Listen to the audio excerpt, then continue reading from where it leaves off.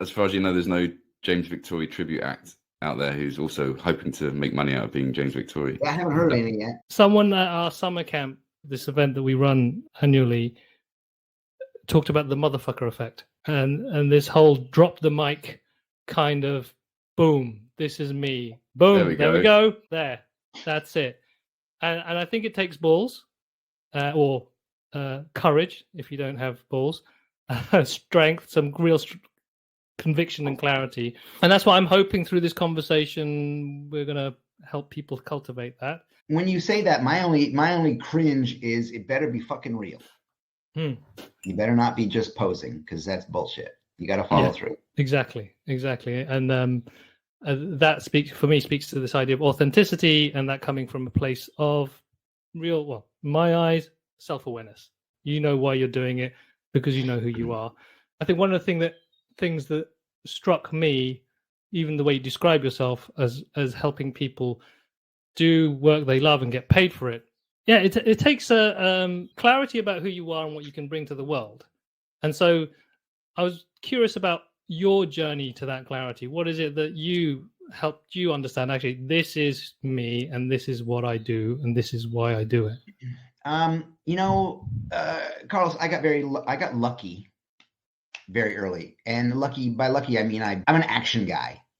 I do shit, right? I don't wait. And early in my, we'll call it a career, back when I was kind of just starting out, I always just drew on everything. I always got in trouble for drawing on things and painting. I draw on, myself. I draw on everything. And when I was a kid, I drew on my jeans. But when I moved to New York to go to art school, I had to have a job, a couple jobs.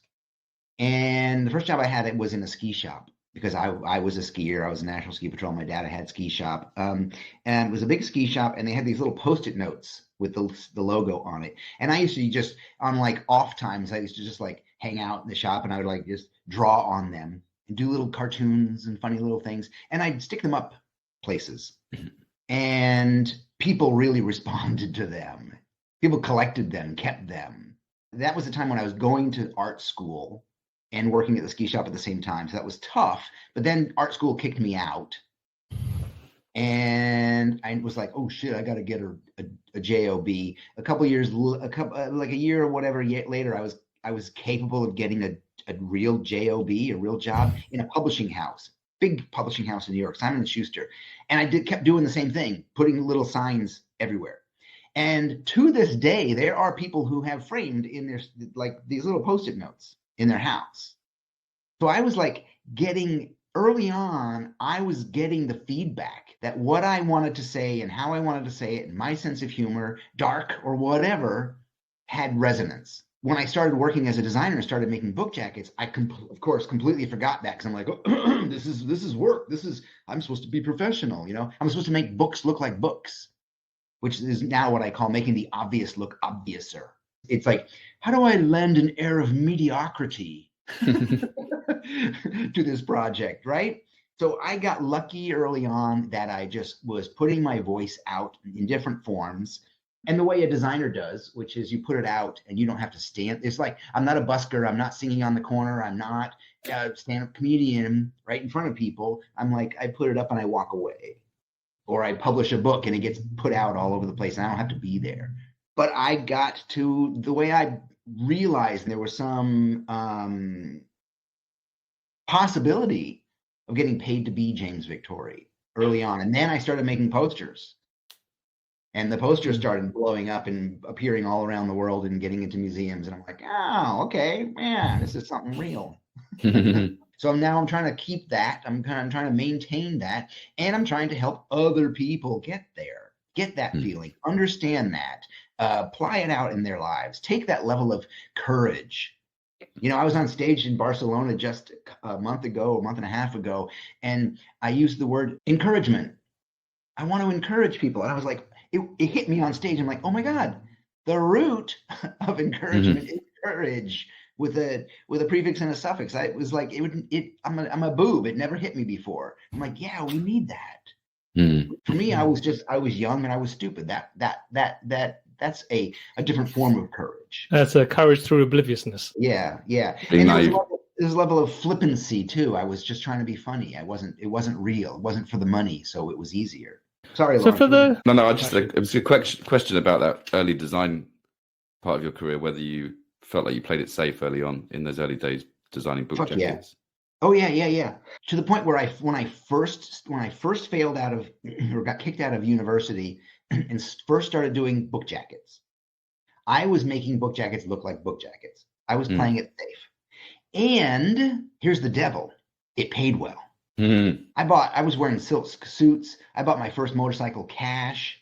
And then after like 2 years to 3 years of being in publishing and making, getting a little bit of a name and working for all the big New York publishers, I said, I have my own way of seeing, my own sense of style, my own sense of design, my own sense of color, of timing, of humor. And I started putting that in my work.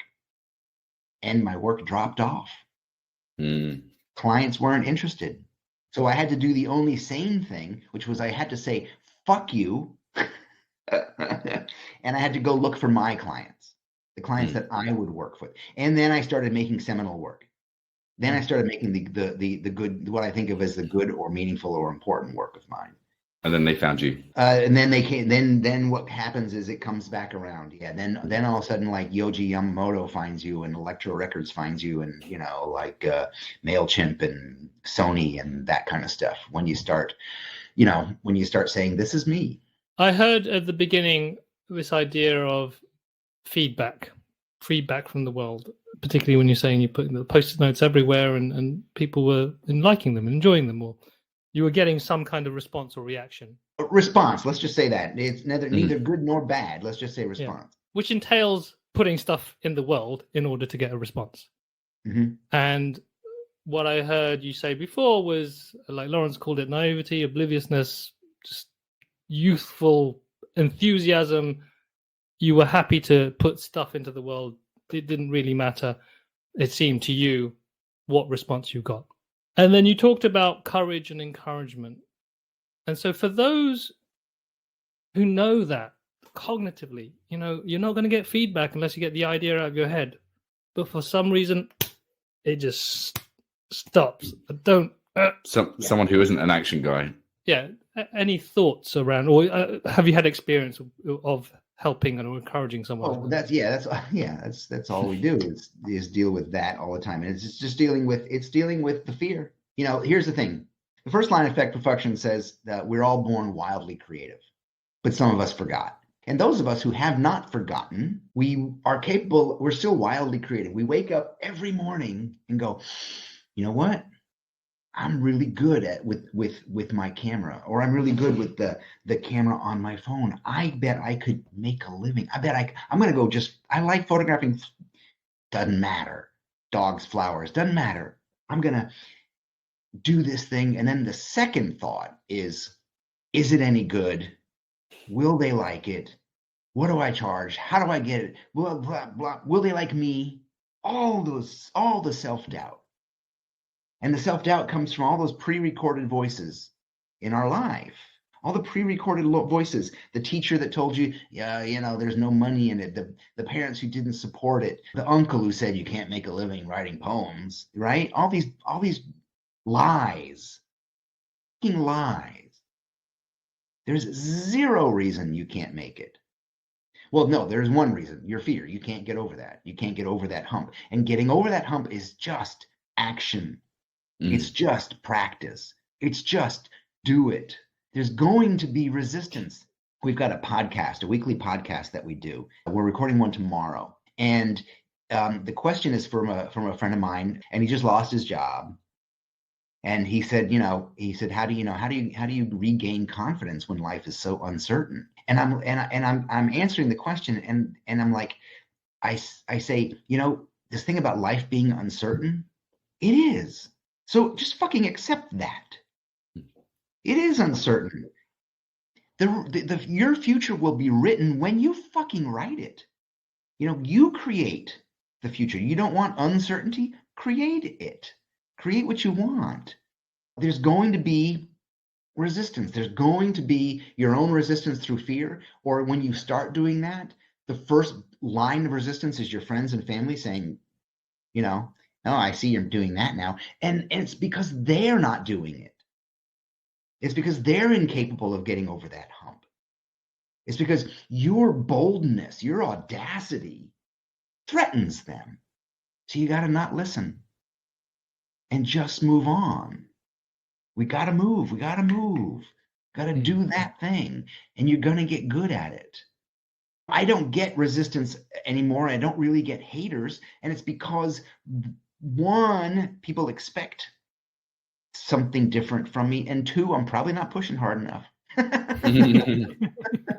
There's that interesting thing around the fear of being rejected or hated. Who cares? Well, this is because on one hand, you know, it sounded like with the Simon Schuster job and the bland book covers, it made money, and so in a sense, it creates a sense of safety and security because I've got money in the bank.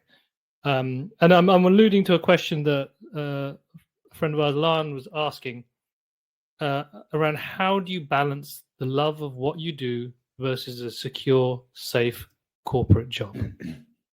And so there's this idea of safety, and there's this need to essentially allow to birth whatever's birthing inside you, which is tinged with a sense of vulnerability and fear because that may be rejected or hated. There's a couple different ways to approach this. One, the way you presented it sounds like two boats: creativity and what you were born to do, comfort and security. Okay, you got a foot on both boats. What do you think is going to fucking happen? You're going to get wet. You're going to fucking fail. If you have I've got a fallback plan, you're screwed. Because you will go to that fallback plan because you will always seek comfort and security. That's the trap. Comfort and security will kill you because if you choose it, you will constantly, every year, you will wake up and go, yeah. Or you're going to look on your social media and go, oh, yeah, these people are doing it. I do that. I was looking at my friend Brian Ray today. He's got a new book out. And I'm like, bitch, really? You just keep going. You just keep, you know? Yeah, the comfort and security is a trap. That's the thing. Yeah. And talk about the cliche of like ugly buildings or shitty restaurants or whatever, the cliche, the mediocrity. That is a cliche. That is one of those ugly, mediocre aspirations that we're supposed to want. So there's something here around being scared that some people might reject you or hate you, that threatens your sense of security. And and there's that thing is like they will, but so what? That's the purpose. That's their purpose. It's a test. It's a test of how much you want it. That's okay. That's what I was going to mention. You talked a lot about this in the book. This, I don't want to call it sacrifice, but ultimately, what you're willing to compromise on, right? If you want to commit to a path, a creative path, what are you willing to? Do you know what comforts are you willing to let go of? So J.K. Rowling, Harry Potter. When the first book came out, she was in an interview, and they said, Miss Rowling, when you wrote Harry Potter, first of all, it took her years to write it and then to get it published. They said when you were writing Harry Potter, you were a single mom. How did you do that? And she said, we lived in squalor. And that's the fucking price. For some people, that's the price. And if you can understand that, if you can modify your life, if you can get rid of your creature comforts, because you can't have both. I have whittled my life down to something very simple, and I'm just trying to be able to just focus on spreading the love. It's just focus on helping people, just focus on my podcast and the course that we have available, and just do a really good job and just making notes on and doing some jottings on a new book. Like, I'm trying to simplify my life so I can pay attention to my wife and my kids. I don't need a lot of comfort and security. I don't live in squalor yet, but how much do you want it? It's all a test, and it's okay. There's also something you said in the book, which I totally resonate with, which I would argue I say quite a lot, which I think for those people that go through a lot of this, it's almost like a binary choice, right? Either I'm the responsible adult and I look after my kids and provide, or I go down this selfish creative route, which is all about me. I think one thing you alluded to in the book was this idea that actually you being happy, fulfilled, creative, what's that like? What's the ripple effects of that to the people around you? What's the cost of not doing that? The last thing you want to be is responsible and reasonable. The last thing you want to be is one of those adults. Really. I take care of my kids. I'm a fucking good father. I'm a good supporter, and I have this other stuff. The thing is like we make a certain amount of money doing our safety with our safety features on, right? And comfort. If we really truly gave our creativity a shot, it could pay. It can and will pay its way. That's what it's for. That's why it's in us. Not so we can paint on the weekends and not show them to anybody. We can, even in our responsible adult life, we can start looking at our life, looking at our schedule, looking at our time, and start planning it out and say, you know what, universe, you know what, James, you know what, universe, you know what, Shannon, you know what, children, I am going to start devoting an hour a day. I'm going to get up an hour, I'm going to go up in that room, leave me alone. I'm doing this, like start paying attention to your creativity. Start letting it evolve. Start putting it out into the world. Most of us, the problem is we want things in a week. I know that. I've been through so many projects where I'm like, I have it done. I put out a post, nothing happened. I guess I'll go do something else, right? You got to keep going. When Feck Perfuction came out, my book editor said, the numbers say that people have to see the cover 7 times before they buy it. And I'm like, what kind of craziness is that? But the bean counters, they count those things and they figure out what it takes for human beings to act on something. So when we send out newsletters, I get unsubscribe all the time. But I'm like, whatever, I don't need you. You're not my audience, obviously. I'm not going to care. Most people are like, oh, there are people that are unsubscribing. What's happening? People are unsubscribing because you're doing your job. The first email they didn't see. The second email they read and forgot about. This third email, got into spam. The fourth, like you got to keep. We have to keep going, and we have to risk not being liked or being annoying or being whatever. That's part of the process. I sense there's an upside to this, of course, to not being liked by some people.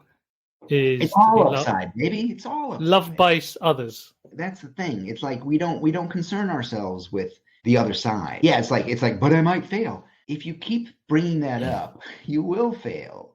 If you keep relying on that, you will fail. It feels to me like you've got this kind of like flatlining. You doing and I'm guilty of this in my early career as well, like doing vanilla kind of work just to appease people, but you don't get the kind of extreme reactions, good or bad. Correct. Versus like putting your heart on the line and going, actually, this is me, and there's collateral damage, i.e. some people fall off, but then the ones that love you really love you for who you are. Yeah. Yes. And what happens is you will steadily build that love, that audience. That's how it works. And the way you build an audience is by sharing your voice, is by having an opinion. And the way you craft that audience is that some of them are going to fall off, and that's fine. We can't concern ourselves with that. They don't really hate us. We're just not, we challenge them. I mean, part of my gig is that I challenge people, and a lot of people don't want to be challenged. I'm like, okay, keep your crappy job. I don't care. So on the topic of challenge then, I have a question for you that is maybe a little bit of a challenge, and see how we can answer this question. Is time, comfort, and security a privileged position, one that may be less available to those who society consider to be outside the mainstream? No. Again, how much do you want it? There are countries where commercial design is under budgeted, underserved, where the only potential is to work in shitty advertising agencies. There are those. It is hard. It is harder in other places. Yes, in the States, is it easier? Yes. But all I'm talking about is human nature. That's our drive. You can follow through on it or you cannot.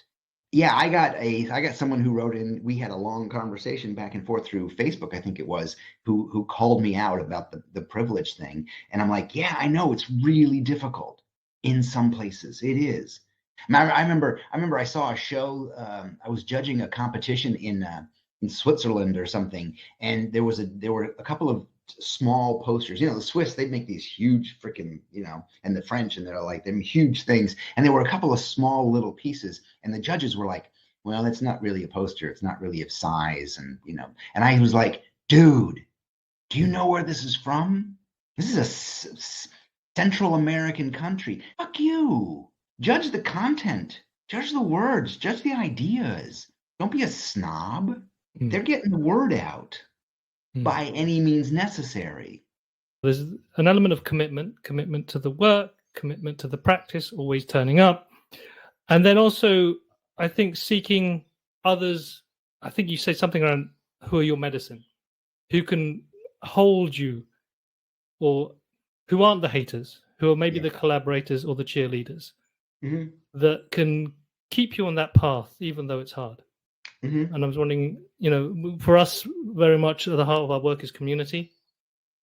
And I was curious about how that played into your thoughts and ideas of following these kind of very creative alternative paths. Yeah, it's really difficult to do it alone. Impossible to do it alone, especially, if you are in Saskatchewan or you're like in, British Columbia, or if you're, someplace besides New York or LA, right?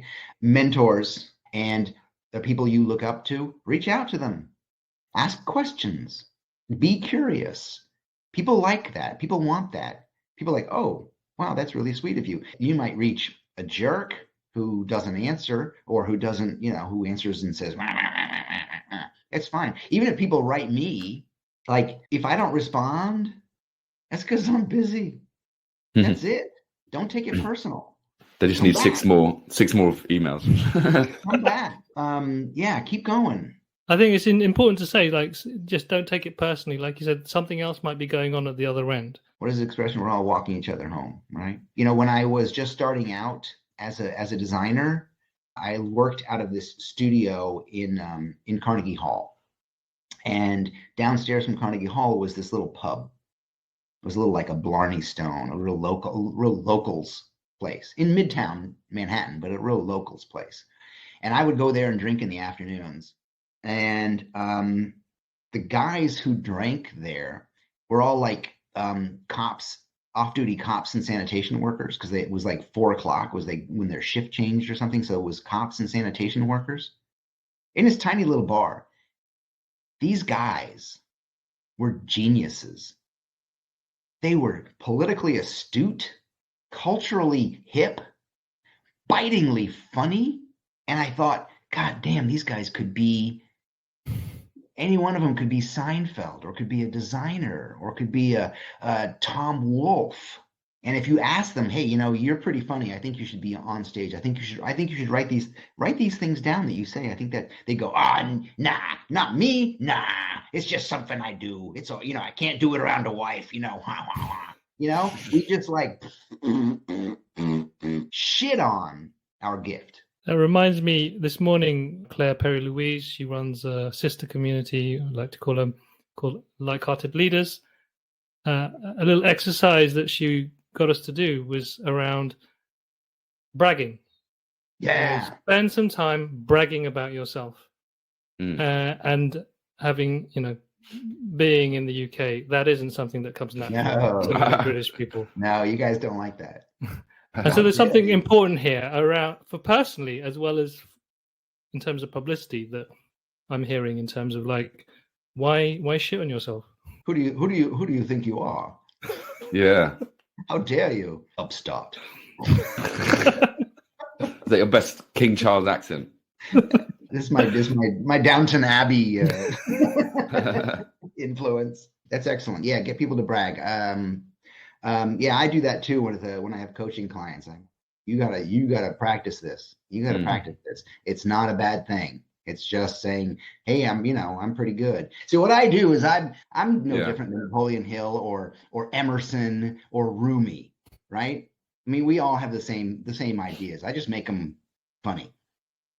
So it goes like this. Do you know why James Victore is a sexy motherfucker?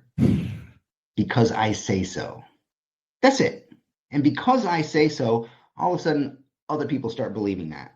But unless you believe it, it ain't going to happen. So we need to start practicing those things. And, you know, of course, that I'm like jumping off the bragging bridge right there, right? I mean, you know, that's a big one. But we have to start doing that. I used to have this, I got this friend, Josh Davis, and we would go to, we get invited to these parties that are like the entrepreneurs from like Shopify and the 99U and Adobe and all these like, you know, all these kind of famous people, Brene Brown, that kind of shit would, you know, all these people would be there. And Josh was able to walk up into it, like just a group of people talking. You know, there's just a group of people talking, and Josh would go walk into the crowd and go, "Hey, I'm Josh Davis. I'm kind of a big deal." And I'm like, "Wow, I can't do that." I'm like, I like walk in, I get an elbow in, and I'm like, "Hi, I'm James." The question that springs to mind around that is, am I allowed to take up space? Really? That's a question? Wow. Of course. That's what you're here for. You're doing it already. You know, I didn't have a rough upbringing, but my father was pretty tough, you know? And I remember, because I've got like little kids in school now, and I remember my father always telling me, he says, "You know what you're taking up in school? Time and space." Right? Like I was a nobody. But to have that question, are you allowed? Yeah. Yeah. And you got to, but here you got to ask yourself the more important question. Again, those pre-recorded voices. I think it was Carl Jung, who said, unless we make our subconscious conscious, it will direct our lives.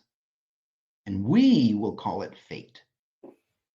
Meaning, unless we check those pre-recorded voices, the bullshit, the lies, you know, my dad, those fucking teachers in those shitty, mediocre schools, unless I take those subconscious thoughts that say, you're no good, you'll never make it, you don't deserve to have money. We didn't have money, why do you have money, right? Unless I can make them conscious and go, I see you. What the fuck do you want? Why are you here? Why are you keeping me small? I don't need this. Go, right? And see them as that fragile little bird that they are. So they don't direct our lives. Nobody should ever have that question, do I deserve to take up space? Nobody should ever have that. It's interesting that it's these subconscious voices or these hidden behaviors, and sometimes they are hidden to us. Yeah, they're deep and they're very hidden. And it's then how you surface those and how you become aware of those. And it feels like the hard way is get out there, do shit, and you'll feel them straight away because they'll shout in your ear. Don't do that. Or you can try and look for them. And I'm curious in your own journey at what path you took, because we talk a lot about doing business from the inside out. And part of that is understanding what you want to commit to, understanding what it is you want for yourself. But also a certain part of that is then understanding what's getting in your way. Yeah, for me, there's a push and pull. And the push is creativity. The push is, I have something to say. I say that all the time. I have something to say. Fucking listen to me. That's one of the first things I say when I get up on stage, especially in someplace like Barcelona where there's all these big agencies and they're touting all their interesting work and their new AI and all this stuff. And I get up there and I wait till it's super quiet and I stand in the middle of the stage and I say, I have something to say. So that's the push, is I have got something to say. You know, my silly little scribbles, these drawings I make, these are fucking important. That's the push. The pull is who am I? The pull is like, is anybody going to really, the pull is it only got 23 likes. Am I wrong? Am I bad? Was it stupid? Should I stop? Right? It's constant. It's constant, baby. And it's constant for everybody. I would hate to be someone like Elon Musk, right? Having to deal with that shit all the time or run for office. You got to be an idiot to run for office. Or sleeping in the office. your job as a candidate is to stand there and be able to take a pie in the face every fucking day and smile. Like, that didn't bother me. Or to be an actor and having people write about you and say, you're too fat, you're too skinny, you're not pretty, you're ugly, you're this, you're that, you're not a good actor, you're like, fuck. Like Keanu Reeves, I remember when people all about Keanu Reeves, he couldn't act. And now he's the fucking guy, right? Not a great actor, but he's like a fucking human being. You know, it's like I was on a podcast recently with this guy, Chris Doe, really amazing, wonderful guy. And he said, James, here's this funny thing about you. You're like one of those, he said, a Russian stacking doll, right? You're a designer, and then you're an artist, and then you're a teacher, and then you're a guru, and then you're a psychologist, you know? And yeah, that's important, because if we don't ask ourselves these questions, we don't get over those blocks. It's gonna slow you down, if not stop you completely. I've got another name for you. Oliver Burkeman on the podcast a couple of weeks ago. You know Alan Watts, the kind of 60s philosopher. Oh yeah. So you talked about Rumi and Napoleon Hill. Alan Watts called himself a spiritual entertainer. That's good. There you go. You can nick that one. Yeah, what did somebody say about me? A stand-up therapist. That's awesome. Pretty good. Stick that on LinkedIn. That's pretty good. I think that for me hits the nail on the head in terms of it is trying to help people understand themselves in order for them to create what they want to create. And the process that I'm hearing that you're inviting people to do is through the act of creativity, through putting stuff into the world, seeing what comes back. And then there's a question here of having the resilience to keep going. Continuity, continuing, consistency. Yeah, that's where most people fall off. Even I. Oh, it didn't work. Let's do something else. Consistency. Love, attention, and consistency. Those are the things. Love what you do so fucking much that you're not going to listen to the fear. You're not going to listen to the stupid ass haters, of which they will diminish, you know? So you love it so much that's going to, you know, the push is going to be stronger. It's like a fireman. A fireman rushes into a fucking burning building because he loves his job. It's not because he's afraid of fire. Like, he is afraid of fire, duh. But he got so good at understanding fire, the fear, that he can keep going. I'm going to write that down. That was pretty good. that was your motherfucker moment, I think. That was fucking awesome. That was it. That's the clip for Instagram, isn't it? So love, not like woo-woo, airy-fairy love. Fuck that shit. No fucking rainbows or unicorns right now. I do love them, but not right now. And then attention. Pay attention. Practice. Schedule. Discipline. An hour a day. More if you can. You know, I've got a super fucking tight, busy day today. And I'm like, I was talking to Shannon before she left, and I'm like, I don't know if I'm going to go to the gym. She's like, go to the gym. Go to the gym. You need the gym. I'm like, okay, I'll go. Because I was trying to get out of it, but it's good for my body, good for my brain. It gets the bad chemicals out. So attention, pay attention. Do all those things you got to do. I got to learn a new program. Okay, you're not an idiot. You can learn it. Let's go. So love, attention, and everybody falls off with consistency. Keep going. Just keep going. The word faith comes to mind when you say that. Sure. Because we don't know. And for me, that's the crux of faith, is that there's not a certainty, but the there's future a belief, is uncertain. Which I think links for me to this question of safety and discomfort. Is like, if we can accept that we can never predict, then that's also part of accepting that we'll never know if we're going to be safe. Yeah. Be. You know, I sound like another Buddhist, Pema Chodron, right? Be comfortable with uncertainty. That's the title of one of her books. You know, be comfortable with uncertainty. And that's I think that for me, for many people, that's the crux. Is that it's so linked? Certainty is so linked to safety. Yes. And removing this need or this feeling that, like I said, we all need safety, but somehow some of us are able to feel safe despite the uncertainty. I have gotten comfortable with uncertainty. I have taken and will continue to take Huge risks, because I have faith in that what I'm doing is right, that I'm doing the best I can. I'm not trying to dupe anybody. I'm just trying to do good work, trying to be a good dad. And yes, I have to have massive amounts of faith. So we have to redirect our faith and take it off of our things and our comfortable sectional couch across from our big huge TV and put it in ourselves. I rely on me. All I need. That's all I need. But with that, I'm guessing the cost of not doing it is worse than the cost of doing it for you. Well, the cost of not doing it is waking up and going, am I allowed to take up space? And that question will continue if you don't move on it. It will continue. I don't give a fuck what kind of money you're making at your crappy job, right? It will continue. It will haunt you. For some reason, the question like, am I winning, is springing to mind. And this idea of like, I get to the end of life and winning means this. And there's a definition that's created that maybe has been inherited. And when I'm hearing you talk is like, you have your own definition of winning. And that isn't winning at the end, it's winning right now. Yeah, today, now. I mean, I look at there are a bunch of artists that I look at that contemporaries, and I'm like, I try not to look at their work and go, oh God, he's just pooping out another book and he's got another series of paintings, and I'm like, oh, and I suck. That's just death. What is it? What did Eleanor Roosevelt said, right? Comparison is the thief of joy, right?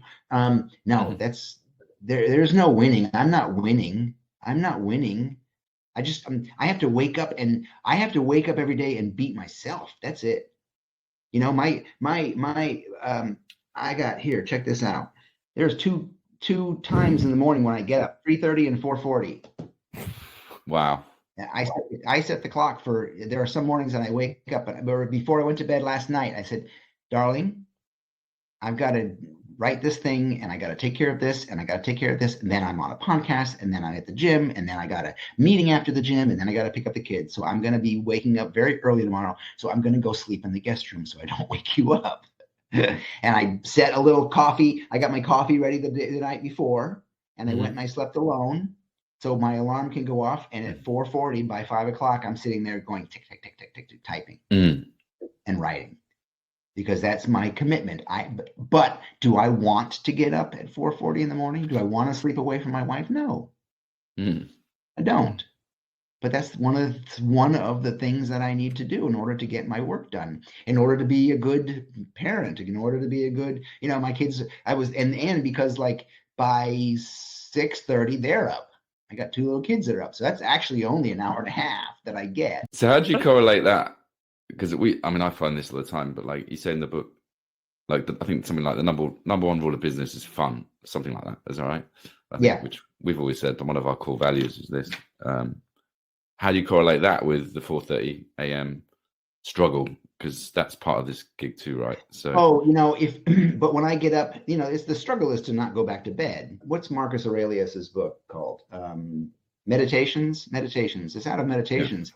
What was I put? When you wake up in the morning and you're like cozy in bed and the alarm went off at way too early, the birds aren't even singing yet. It's like, why was I put here? Was I put here to be comfortable and cozy in bed, or was I put here to make work and put out words that move people's lives, that change people's lives? And then, Lawrence, when I'm up and when I got my coffee, so I got my nicey little comfort thing, and I brought up 2 little macaroons so I could have like a little, I try to make it a nice place. And then what I do when I sit down is I have to play.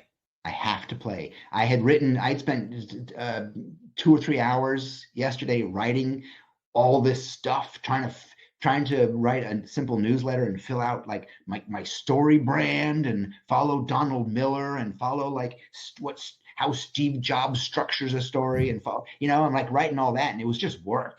Felt like work. And I woke up today and I'm like, you know what? That was bullshit. How do I play with it? How do I just say, you know what? This is who I am. Let's talk like this. So yes, you don't want it to be a 5 a.m. struggle. You want to wake up and have play. But it goes back to what you said just It's like the Stephen Pressfield thing, right? Just being a pro. This is being a pro, it feels like, for you.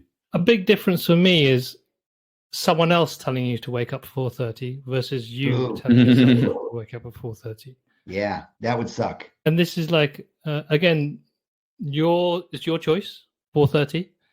For some, it's 10 a.m. because they're doing something else at 4:30, or they're up too late. Yeah. Yeah, but there's something around you have made a commitment, and you have these constraints. I'll call them constraints: children, family life, other factors that you're trying.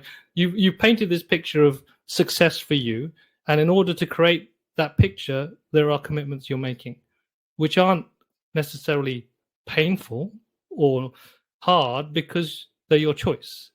Correct. And so there's something for me around, when we say I'm going to take up space, it's me-shaped space because this is how I'm going to do it, and this is why I'm going to do it, and whether it needs to be fun or easeful or a little bit of struggle. But ultimately, you're committed to taking up that space. Yeah, when I was writing Feck, Nova wasn't born yet. Wyatt was really small, and I would go out on the porch to be out of the house, and I had a little camping coffee maker, so I could have my little nicey thing and be comfortable. But I would sit out on the porch in the dark with bugs going everywhere, and the birds aren't up yet, and I'm writing, and oh my God, the subconscious, those fucking voices were brutal. Designers in New York, who do you think you are? You're not a writer. My father, like, are you going to say that out loud? Really? In a book? You're going to really? Right? It was just crazy. So, there are costs. There's a constant battle. There's a constant, the subconscious wants to piss on your efforts. It's part of the game. It's part of the game. The whole thing's a game. And if it's not a fun game, then you lose. If you're concerned about winning, then you lose. If you want to be fun and flippant and put out groovy work and say, it's hard for me to kind of sit back and go, yep, I'm James Victore. I did that. Yeah, okay, pretty good, right? Like, look at me, look what I can do. It's not always easy. I'm not a big fan of publishing the F word, and it's not actually the F word because it says underneath here in small letters, it says this is a test. So if it's the F word for you, then you failed. Go feel yourself. I had this image of you on the porch, bugs around, tapping away, voices in the back of your head, but then there was a clear voice that you were trying to put out there, which was yours. Me. What thoughts would you give those who are still trying to find their own voice? Follow my podcast, buy my Born Creative course, and see other people struggling to get their voice. It's like people say, how do I find my voice? I'm like, listen, it's not, you didn't leave it in a drawer. It's not in your other pants. You're just not listening to it. You're just not practiced at listening to it. When you are using it. It's when you were ignoring your mother's voice. You were born with it. It's your opinion. It's how you think and feel about things. It's how you see things, how you see the world. Even when I was a kid, I knew that I kind of saw things different. My dad was in the military, I think I mentioned, and I would go to the base. He would take me on the base, and we go through the barracks, or we go through the officers' quarters, and I would walk around going, I will never join the military because this place is ugly. These heavy metal wooden desks metal desks and these wooden ugly chairs and the shitty frames on very cool posters, but shitty frames. And it's just like the whole place was like, ooh, you work here? Where's the macaroons? Yeah. So final question. Have you always been comfortable in your own skin? No, I'm not comfortable in my own skin right now, Lawrence. You seem like you are. You're very good at acting. Yeah, I know. It's called courage, and you don't need it all the time. You don't walk around brave all the time. It comes in doses. That's all. Like like people say, how do I have courage? Listen, in 20-second spurts, in an hour-long thing. You've asked me a bunch of questions where I could totally cower and totally go, you know what? You're right. It's really fucking hard. Taking up too much space. I was asked on stage once at a university, so it makes sense. I gave this beautiful hour-long talk, and then there was a question in the back, and it was this little girl, and she said, Mr. Victore, like, how is it that you're so confident? And I said, I'm not. But if I gave that same exact speech that I gave, lecture, in a less confident manner, I would be of no service to you. I believe everything I'm saying. I believe these things, but they all come with work. You can't have courage if you're not scared. Yeah, brave and scared shitless at the same time. Like there's these two generals on the top of their horses on a hillside, and they're looking down at the battlefield, and they're gonna have to go in, and they're gonna have to like bring their troops down into the battlefield, and they're outnumbered clearly. And this one general says to his second, he says, "Lieutenant, bring me my red vest." And the lieutenant takes off. The other general says, "Sir, why do you ask for your red vest?" He says, "This way, in case I'm wounded in battle, my men won't see me bleeding and they'll follow me." And the other general looks to his aide and he says, "Lieutenant, bring me my brown pants." You can't follow that. Thank you so much, James. Really grateful for your energy, your wisdom, your spiritual entertainment. I have a final question for you, but before that, Lawrence, what are you taking away from this conversation? That we can all pretend to be who you want to be. I think you said that in the book, and I took that from it. And I think the main thing is just having something to say. Like, we've all got something to say, and just go say it. So this is a question for the Insta posts. I'd love to hear from you, James, 3 things that you believe to be true. Just veritable truths of life for you. That I'm really fucking good at what I do, and I enjoy it. That people do want to hear from me. That's hard to understand, that there is an audience, and that I am completely capable of helping people do whatever they want. I've helped people, literally make more money, get better jobs, become more creative. I've done that. It's really hard for me to brag on those points, especially the money point, but I'm really good at that stuff. And if I cower from that, then I'm of no use to anybody, not even my children. Well, we will be sharing links to your work, your podcast. Please, I want to highly suggest people sign up for The Right Questions, our weekly podcast. It's super important. I have valued very much the vulnerability and confidence that you've been sharing today. Thank you. And I'm hoping it's an inspiration and encouragement for those listening to have the courage to do and be and take up the space. Yeah, lots of it.